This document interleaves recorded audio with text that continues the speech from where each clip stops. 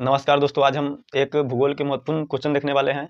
एक बच्चा ने पूछा है कि ऊपर जाने पर, यानी कि जब हम पृथ्वी से ऊपर जाते हैं तो सूर्य नज़दीक हो जाती है, फिर भी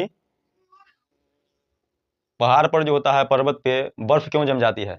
इसका बहुत प्यारा सा आंसर है कि आप जानते हैं कि पृथ्वी जो हमारा है वह वायुमंडल के लेयर से घिरा हुआ है। मतलब पृथ्वी के चारों तरफ जो वायु का आवरण है उसको हम वायुमंडल बोलते हैं। उसका अगर हम परत दर परत देखें तो बचपन से ही आप पढ़ चुके हैं कि यह 5 लेयर में बटा हुआ है, 5 परत में।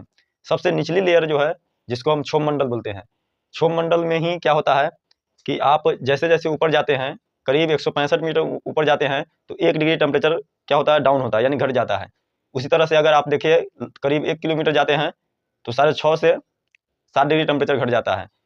तो जो ऊँचा पहाड़ होता है, उसी पर सिर्फ जमता है, छोटा-मोटा पे नहीं जमता है। ऊँचाई पर जब जाएँगे, तो मान लीजिए कि कोई पहाड़ का रेंज जो है वो 4 किलोमीटर का है, 5 किलोमीटर का है, तो ऊपर जाएँगे तो 6 पंचे कितना 30 डिग्री टेम्परेचर हो जाएगा।